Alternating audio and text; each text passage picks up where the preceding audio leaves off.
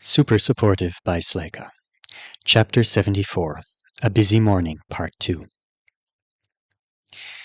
The lawn Alden's schedule directed him to was a large stretch of grass that separated the building from the school's track. The sky was turning paler, but it was still dark, and one of the teens walking ahead of him was glowing. U-type? Or an adjuster with a light spell package? Or some lucky shaper who got a rare element? In addition to the glowing person, who turned out to be a guy from Denmark, there were 14 others under the canopy of the green tent.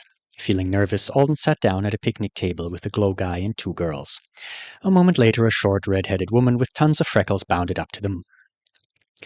"Good morning, Oddbirds," she said in a gung-ho voice. "Sorry we deprived you of breakfast. Most people are too sick to their stomach to enjoy it anyway. But there are some water bottles in the cooler over there. And if you're hungry, feel free to drone something in from Cafeteria North. No charge. You're on the school's budget today, just like you were already students. By the way, I'm Luna Plim, Instructor Plim. I teach creative power applications." She paused, as if waiting for them to greet her in return, but they all just sat there in silence. "Nerves," she said. "I don't bite. Anyway, as soon as the principal gets out here, we're going to go ahead and have each of you show off a little. So if you need to stretch, pray, or ask a question, go ahead." 5 different hands went up, including Alden's. The skinny, blue-eyed girl sitting across from him blurted out, "I have to have a partner, and I'm sorry, but I'm a sway."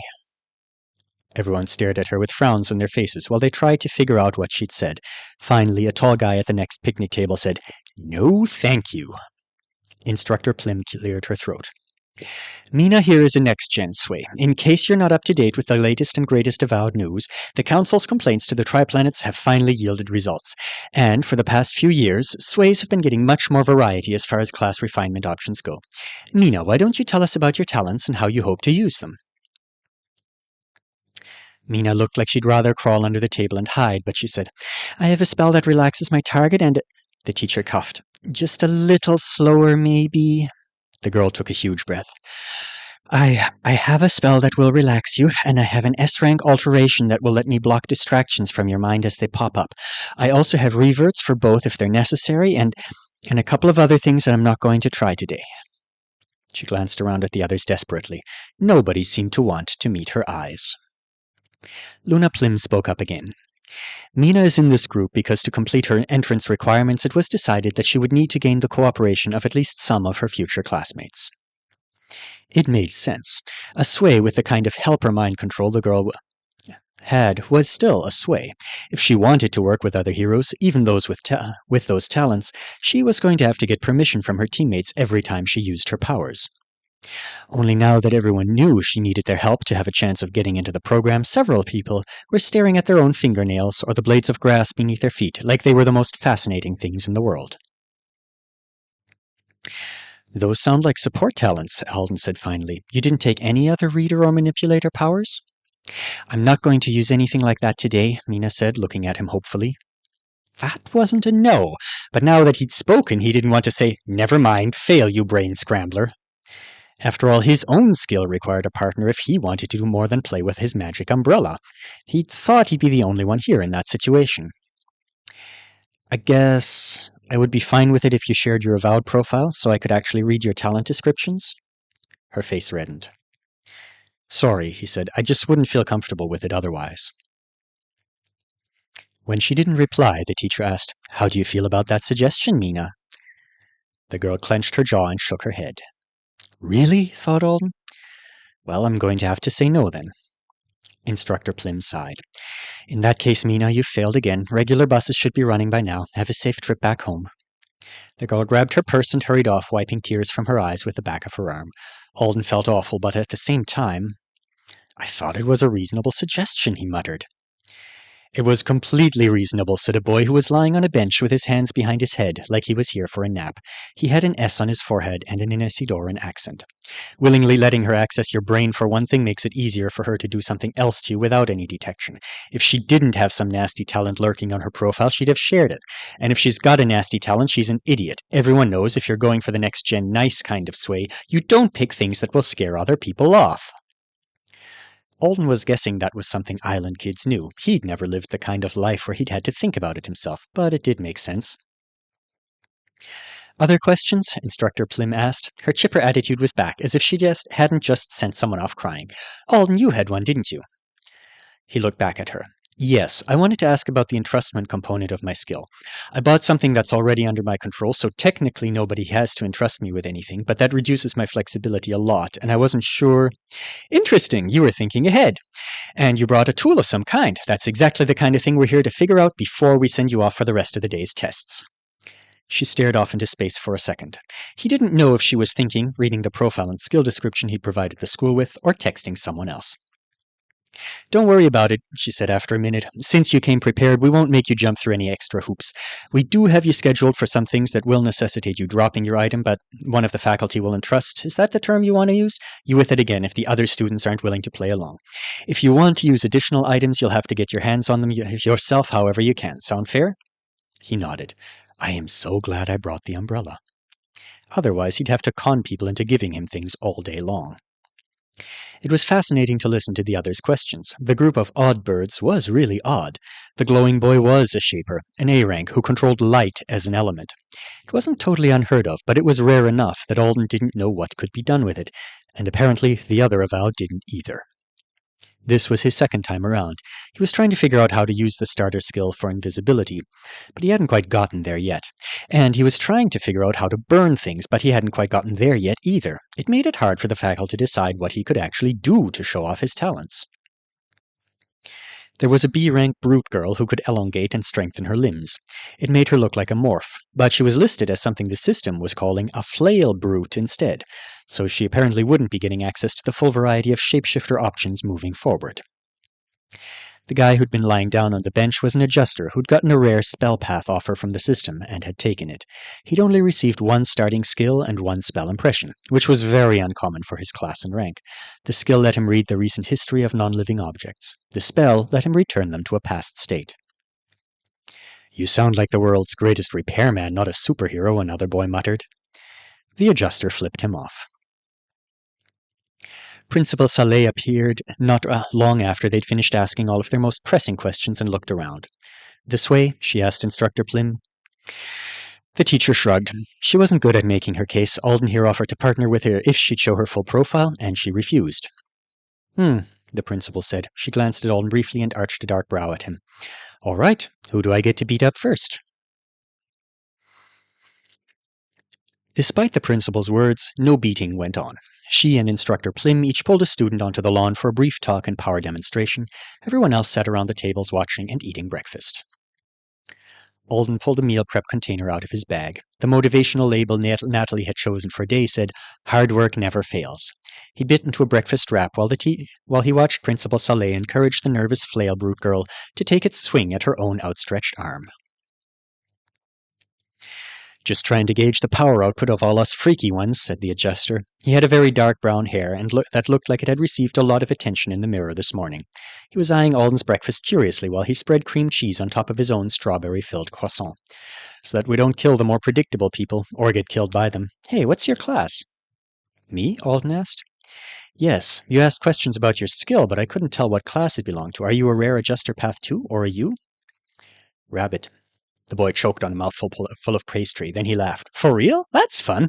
If you get in, you should come to my house on Friday. I'm throwing a party. Everyone will be there. Cone, there's such a thing as being too confident, another boy snapped as he bounced his leg and stared at the principal. He was an A-rank meister who was carrying a polished black stick with a slender gold chain attached to the end. Just because you were Mr. Popularity last year doesn't mean you will be this year. Affixing changes everything. Alden checked the S's name tag again. Cone was short for Constantine. I got my S, said Cohn, yawning. I got a good class. My good class turned out odd thanks to the system deciding to throw something extra my way, but I think I'll manage just fine. You're relying too much on your rank. You're just scared I'm going to get in, and you're not. Stop speaking awful Russian. You're so bad it makes Mom want to cry. I'll speak whatever I want. Animal. Moron. Everyone's going to think you're warped carrying a magic whip around for the rest of your life. The A-rank clutched his weapon tighter and glared. Lexi and Cone are brothers, the girl sitting next to Alden whispered.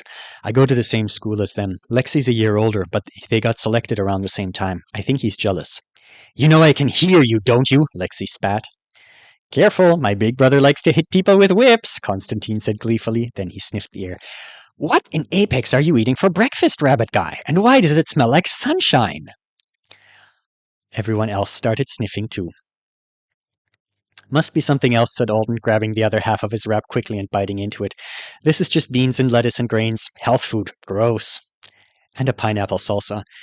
And some kind of luscious potion of a dipping sauce that Natalie said had 23 ingredients in it. He'd gotten into the habit of eating slowly so that he could savor every bite, but with these scavengers watching him, he couldn't take any chances, so he gulped it down. You ate that like you thought you were surrounded by thieves, said Lexi, staring at him with an expression of mild disgust. Right, said his little brother, still sniffing. Seeing that kind of made me want to steal it more. Shortly afterward, it was Alden's turn to go up and have his private consult. He was with Luna Plim. Having watched her work for the past 20 minutes, he now knew she was a water shaper. But she was only using the contents of about 6 bottles of water to test people. Hello again, she said brightly while water blobs orbited her head. I reread all of your info last night, so I've got down everything you included in your application. What object did you bring along with you? Alden held up the compact umbrella. Technically, it's 2 things. I've got the other one wrapped around the handle. You can do 2 objects? Stacks, he clarified, or things that are touching when they're entrusted to me. He didn't see a point in trying to show off his actual ability to do 2 separate items, since it wasn't easy enough yet to be useful in practice. Ooh, she said, clapping her hands together. That sounds like so much fun for me to play with in class. I mean, for you to play with if you get in. Of course. What's the other thing? Alden extended the compact umbrella without allowing it to open fully and showed her the fishing line he'd wrapped around the handle. A metal washer was tied to one end of it. Wow, points for creativity. I love weird weapons. Though I guess yours is more like a weird shield. How much practice have you had with these 2 things? Basically none, said Alden. I played with them a little, but it's not like I've tried to use them seriously. Who would he have used it on? Even if he'd had more time to prepare, it wasn't like the intake dorms had an underground battle ring. I see, she stared off into space again. I know you can't kill anyone with the umbrella, and I don't think you're likely to kill anyone here with the fishing line, but let's test that out. What? Said Alden, a little alarmed. I was just trying to think of ways to trip people, maybe? Sure, she said eagerly, flipping her red hair over her shoulder, but let's check just to be positive. Show me your skill, young avowed. Let me give you my wisdom. Trying not to feel ridiculous, Alden grabbed the closed umbrella by the wrong end and gripped it tightly. Holding it over his head, he spun it in circles so that the weighted line began to unravel. Don't hit yourself or anyone else in the head with a washer, he commanded himself. Don't get tangled up in your own line. You will look incredibly dumb. When he had maybe 12 feet whistling around over his head, he shifted his weight and activated the preservation. It froze into position. He now had a long, difficult-to-see preserved line. So you're using the umbrella as a handle, too, Instructor Plim said as she walked down the line and examined it. Double duty. How long can you hold it like that for? Forever. She looked over and raised her eyebrow at him questioningly. Until I get tired of moving around with it, he clarified. And it's not heavy, so several hours if nothing messes with it. Define messes with it? If nothing too powerful impacts it? How powerful is too powerful, though? She asked. Do you know? My skill's a B, level 3, so nothing more powerful than that. Are you aware some people think rabbit skills might be more powerful or longer lasting than equivalent ranked and leveled skills from other classes? She asked, reaching out to poke the line. So when you're thinking of it, you should be thinking of it as a rabbit B3. I thought it might be that way, but I'm not really sure how much the system cares about. Oh, did you? She looked thrilled. Do you study system theory? Alden didn't know how to answer that one. Well, most rabbits start with just a single skill, and our spell impression choices are weak, and most of us don't get many foundation points. It just stands to reason that our skills are slightly bulkier than other classes at the same rank, or else it wouldn't be fair. He guessed it could have to do with a lot of factors: complexity of the magical effect, strength, durability, all of the above. It could be slightly different for every skill, but if the system was locking up most of your authority to make the skill, it had to be more substantial in some way. So that Constantine guy's adjuster skill must be overpowered for a newbie S, Alden realized, glancing toward where the other boy was arguing with his brother again. Either that or his spell impression is nuts. Adjusters usually get multiple decent spells to start, so one of the 2 things he can do must have abnormal authority requirements. You have thought about it, Instructor Plim said, and Alden refocused his attention. It makes sense and follows with what we currently understand about the system. Only not many people have gone toe-to-toe with a rabbit and then reported back on it. I tried to look up some things when your application came through just to be sure, but I couldn't figure out what I wanted. So I called up one of my friends and asked if we could fight, and she said, "No, Luna, what's wrong with you? I mop alien floors." She shook her head and then beamed. So, can we? Can we what? Alden asked. Can we fight? She spun her finger, and her orbiting water ball started spinning faster. Can I hit your fishing line over and over again and see how tough it is? He nodded. Great! Half a second later, one of the water balls flattened into a disc and flew at the line like a frisbee. It was so fast Alden could barely see it, but he definitely felt it. He didn't know how much power Instructor Plim had put behind it, but it was more of a strain than anything Natalie or her roommates had hit him with. Like most shapers, Luna Plim directed her element with bodily gestures. It was a dynamic-looking class because of that. High ranks who had lots of different control skills to play with could look almost like they were dancing when they worked. All right, she said excitedly. Going to hit it again. 3 more discs smashed Alden's line in rapid succession. He stood there, trying to gauge how fast he would exhaust himself if she kept doing this. It would take a long time. Do I need to fake skill fatigue at some point? He wondered worriedly. She thinks it's a level 3 skill, but it's an 8. He didn't want to do that. He wanted to see how much he could really do. But that was a pretty big gulf, and he didn't want to out himself as something strange either. Wait, she's probably not actually trying that hard. They can't wear me out this early because recovery time for most people is longer than mine. Hadiza had been down for most of a day after she tried her skill on Alden's bag. They would assume I'd miss all my other practical testing. I recover from fatigue in, I think it's about 3 hours until I'm mostly functional, he said. So if you hit it really hard, I'll probably just need to miss the running test. She stopped in the process of forming another water disc. Oh, that's tempting. That's so tempting. I don't know what the other faculty will think of me, though, if I knock out a student's main skill first thing in the morning. So knocking us out later in the day would be acceptable? But this is good enough for me to tell where you're at. Your fishing line is approved for tripping people, and your umbrella is approved for protecting you. And you can play with your flickerer if you can find something to use it on, but I don't think you will, since most of the enchanted objects around should be the Meister tools. And an F-rank skill isn't going to do anything to those, she chuckled. Is there anything you're worried about as far as the morning combat assessment goes? Doing well? She smiled. Then you're a go, with a warning. Your fishing line is sturdier than I was expecting, so you're going to need to be careful with some of our brutes. Brutes? There's a no-killing requirement today. She smashed another water disc into the line.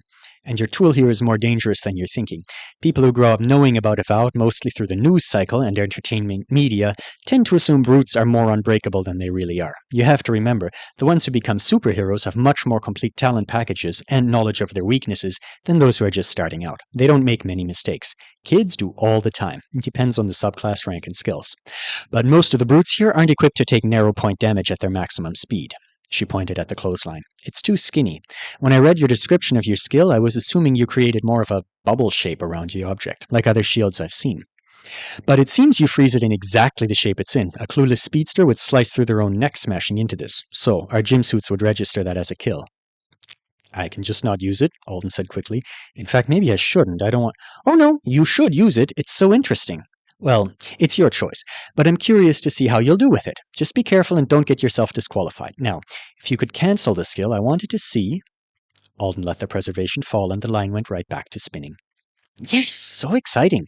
It really does just resume motion. I can't wait. Now... Without any explanation, Instructor Plim stiffened up and fell flat on her back in the grass. She hit the ground with a thump. Her water orbs splashed down around her.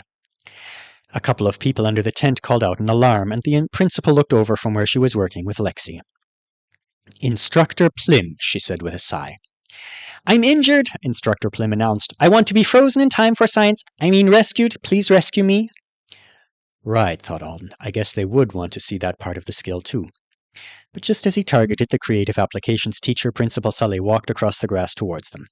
You don't have to pick her up if you think it will tire you out for your other assessments. She gets unprofessionally enthusiastic about powers she hasn't seen before. There's a rescue component later. I weigh 55 kilograms. I have a possible spinal cord injury, saving me as extra credit. There is no extra credit, Principal Saleh said loudly for the benefit of everyone present.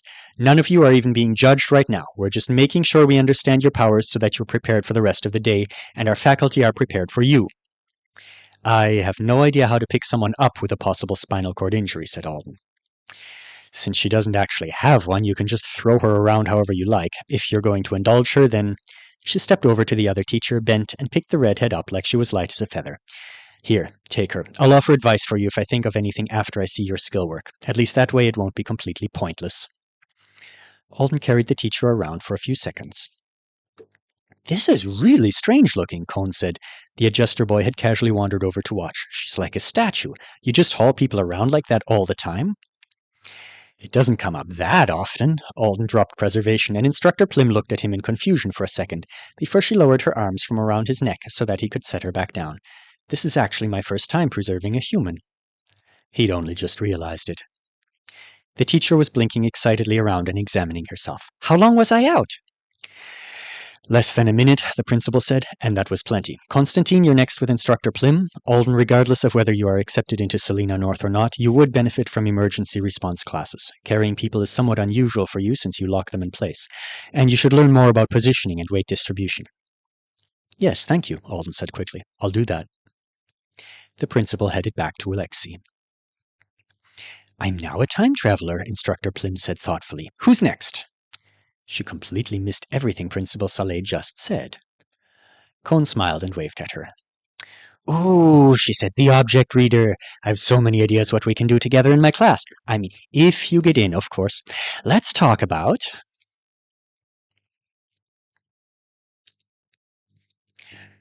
Alden passed his drug test, then headed into the locker room. A man at a table just outside glanced at his name tag and passed him a tote bag.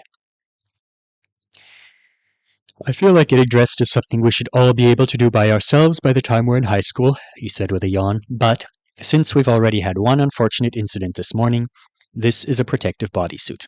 Magic zipper in the front. You have to wear the cuffs unless you want to lose your hands, feet, or face. Red lines down. You have to return all of this when you're finished with it. The gear isn't a souvenir. The last time someone stole a set, the principal tracked them down, phased through the wall of their bedroom in the middle of the night, and recovered it herself. Got it. Another pair of guys was already in line behind him to receive their own suits, and when he stepped into the locker room it was packed. There were private stalls and showers, but they were all occupied. Lots of people were changing in between the lockers. Alden wasn't particularly eager to flash his contract tattoo, so he waited and ducked into a shower as soon as the previous occupant left. He snapped the curtain closed behind him and examined the gear. He'd already seen the dark gray bodysuit in videos online, and in person on Principal Saleh. It was a somewhat famous uniform, one of the perks of getting into the school. It was the same magical protective outfit that the college's hero program students wore. The material was soft, with a faint sheen in bright light, and it was very thick. He pulled the suit on and ran his hand up the gap in the fabric at the front. Magic zipper was a misnomer. The fabric itself just sealed together, as if it had been made in one piece from the start, all the way from his navel to the turtleneck top. Of course it's a turtleneck. Nothing about this outfit was human tech. Since he had the option, he shifted his aureate from where it had been hiding under his leather bracelet and put it around his neck before pulling the bodysuit up to cover it. Inch-wide metal bands with a line of something bright red inlaid onto the bottoms went around his wrists, ankles, and neck. The red looked like some kind of stone, and the things were heavy, so maybe it was. He put his shoes back on and headed out. Everyone else who'd gotten dressed was crowded around mirrors examining themselves, and he couldn't help but stop and look at himself for a second, too. It's not that a grey unitard is much to look at, he thought as he looked at his appearance, but everyone knows it's what superheroes wear to train. He followed a right, the only one he'd noticed so far today, out the door and into the gym. He took a seat on the bleachers and was pleasantly surprised when Maricel appeared a few minutes later and climbed up to join him. She had opted to wear her hoodie over her own unitard. You're not using performance-enhancing drugs, she said. You either. We're officially not cheaters together. Performance-enhancing word chains were allowed. Alden had heard a couple of people muttering them in the locker room. One of them even sounded like he was getting it right. Maricel looked around at everyone else. The interview must have been difficult. She jerked her head over to their left. The group from Franklin High they'd sat beside this morning was clustered up again, but their numbers were seriously diminished. Only about a third of them had survived their 5-minute interview session. Brutal, thought Alden. It would make you feel like garbage to be coming here every 2 months and making it this far, only to get dismissed in 5 minutes. Faculty started streaming in. They were almost all in suits of their own now, and it wasn't long before Principal Saleh reappeared too. Everyone focused on her, but she only walked over to take a seat on a bottom bleacher beside some students who were all spontaneously developed amazing posture. Instead, an absolute giant of a man took to the floor. Big Snake, Alden said, and about 100 other people whispered at the same time. Howdy, said Big Snake, smiling and tipping an imaginary cowboy hat. He somehow managed to make his gimmicky greeting look not cheesy. His graying blonde hair was pulled back in a short, straggly ponytail. I'm Morrison Waker. I'm teaching combat to third years here while that little mess back home blows over. I'll also be watching y'all work today. Let me talk about the gymnasium and those suits you're wearing. He stomped the white floor once, and it sounded like a thunderclap. Our gym's tough. One of only a few places on the island built specially for Avowed by the Artonans and regularly maintained for us by wizards. You might see 'em around when they come to check it every few weeks. Remember, it's rude to stare at people just because you haven't seen their kind before. Artonans don't mind, but this one time I stared too hard at a Fetuna and Principal Sleyca cleared her throat. As I was saying, the gym's magic. You can smash the floor, you can burn it, you can try to cut it with your big-ass sword. Oh yeah, I see you there, kid with the big giant sword. That's cool, young lady. The girl with the absurdly large broadsword blushed. I can't bust this place up no matter how hard I try, so that means you kids can't either. And when the floor is turned on... He paused for a moment, and a curtain of light went up between the white floor of the bleachers. It was bright at first, then faded to invisibility. In its place, Alden now had the words "Floor On" at the top right corner of his field of vision. Then nobody standing where I am right now, properly wearing one of the suits, can take serious physical damage. There are rules, and they're important ones. Even I follow them, so you know I mean it. First, you wear all your gear. He pointed to his own metal bands and his suit. Second, you don't screw around and try to kill your peers. During certain classes, we allow lethal intent for training purposes. You're not in one of those classes. If the gym registers a lethal hit today, the person who dealt it had better be prepared to prove it was a freak accident. Or they'd better be prepared to find another school. And I don't mean a hero school. We'll share your name with every school in Apex, and you will be blacklisted. Several people muttered at that. Finally, just because you aren't likely to take an injury, it doesn't mean you'll enjoy getting hit. That wouldn't make sense. Training that way would turn you into a bunch of fearless idiots with no sense of self-preservation. So, when you get socked in the nose, you're going to feel like you got socked in the nose. It's neat. He nodded. Artonans make neat stuff. One time I talked this wizard into giving me a spiky exploding mace her grandpa used to own, and that's another story. Principal Sleyca nodded at him. The point today is you all need to come down here now and make sure your suit fit properly and the gym is registering them correctly so you don't die, or have embarrassing things like this happen. He shrank at least a couple of feet in every direction until he was a wiry, short version of himself. His suit started to slip off his shoulders. It pooled around his feet. One of his wristbands thudded onto the floor. "Little Snake," people all around the room whispered. "So come down now and get checked out." "Is that man famous?" Maricel asked Alden as all around them people started rushing down the bleachers toward the floor.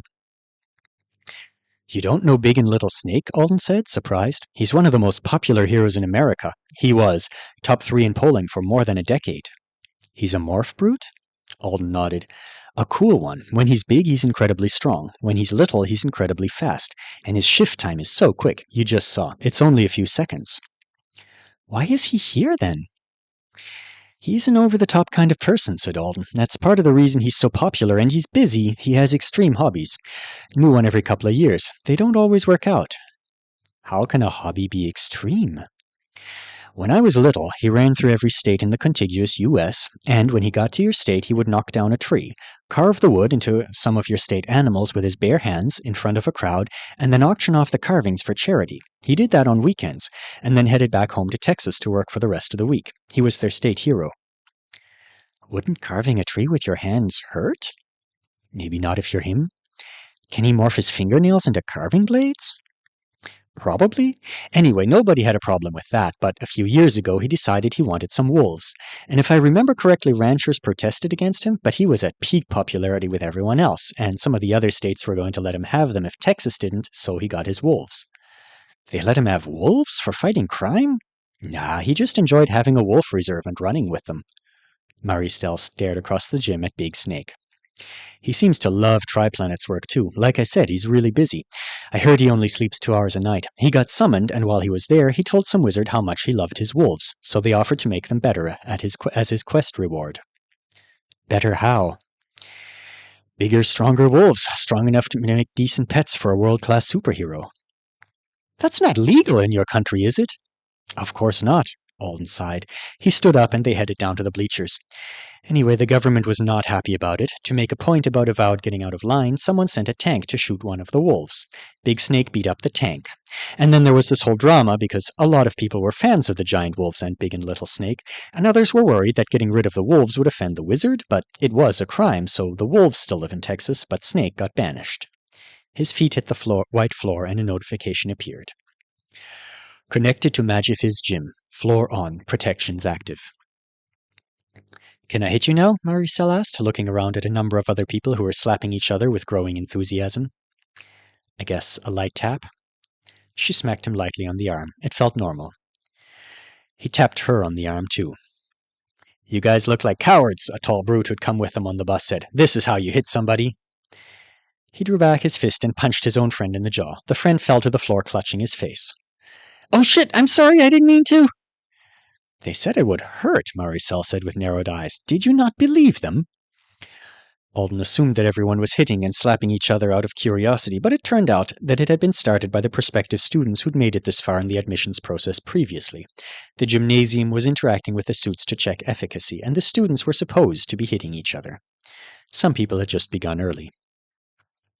Big Snake, who Alden was trying unsuccessfully to think of as Instructor Waker, explained it, and shortly afterward, the barely visible letter ranks superimposed on everyone's forehead grew bolder and turned green. I'm allowed to punch literally everyone here as hard as I want, wherever I want, Alden said with a groan. They weren't using skills or spells for the suit test, just physical stats, and green meant he could go all out on that front. You're yellow for me, Maricel informed him. She sounded intrigued. That means I can't hit you in the head. Alden smiled uncertainly at her. This is so uncomfortable honesty. People were partnering up as they'd been told to. Some of them were still joking around. Others were on the floor, having already been knocked down by eager partners. But quite a few of the teens in the gym were staring at each other with looks on their faces that said they found this just as surreal as he did. I knew we'd be doing stuff like this, obviously. Using powers and having them used against me is one of the reasons I want to get into this school, but it's hard to actually hit someone like I mean it. I've never done that. I'm surprised there are people in this room who are yellow for me, Maricel said. She lowered her hood to look around. I know I'm an S, but I've got a small strength stat, even for a shaper. Do you want to hit someone else instead? No, where do you want the pain? And do you want a kick or a punch? She balled up her fist. You seem not at all bothered by this. I've been looking forward to it. At his expression, she added, not hitting you specifically, just hitting things in general. I haven't gotten to do it before either, but it sounds satisfying. Guess it's good one of us is into it. He nodded. Okay then, surprise me. Nope, on second thought, let's avoid hitting me, however that guy just got hit. Someone across the room was puking. Alden hadn't seen where his partner had aimed. I'll kick you in the leg, Maricel said, lowering her fist. That seems safe. Okay. Still looking more curious than anything else, Maricel leaned back and delivered a swift kick to the side of Alden's left thigh. His legs flew out from under him and he landed hard on his shoulder. At first he was shocked more by the force of the blow than anything else. Then the pain registered. Fuck, he said, clutching his leg. The word was lost in a cacophony of other people's multilingual cursing. The pain was intense enough to make his eyes water, but after a few seconds it disappeared. That's so weird. How can it feel so realistic, then not be there at all? You all right? Maricel asked, leaning over him. Yeah, he let her pull him back onto his feet. Yeah, it's not a big deal. Should I kick you in the same place? Yes. She held still. After waiting patiently for a moment, she said, You don't have to put that much thinking into it, do you? Alden felt his face heat. You better kick me for real, rabbit boy, she said, crossing her arms. I don't want to fail my combat assessment later because everyone else hits so much harder than you and it takes me by surprise. Right, that's a good point. Feeling insanely awkward, and very much like he was doing something wrong, he took a deep breath and then tried to kick a person who was smaller than him as hard as he could. He didn't know whether to be relieved or horrified when she hit the floor. My God, Maricel gasped, wrapping her hands around her leg just above the knee. It feels so real. Why does it feel so real? Her eyes were wide. The Artonans can do some really interesting stuff when they're trying, Alden said, looking down at her nervously. You're fine, right? Your suit worked? I didn't... She shooed him away with a gesture and got back to her feet. All right, she said. Let's try punching each other now. But I just got a notification saying the suit check's complete. We're done. We've got more time, though, she said, looking around the room. Most people were taking their one required hit and leaving, but a few were still fighting with their partner. The faculty were watching it all play out and discussing things with each other. Several of them had pulled out tablets. One teacher had a notebook. Alden couldn't tell what they thought.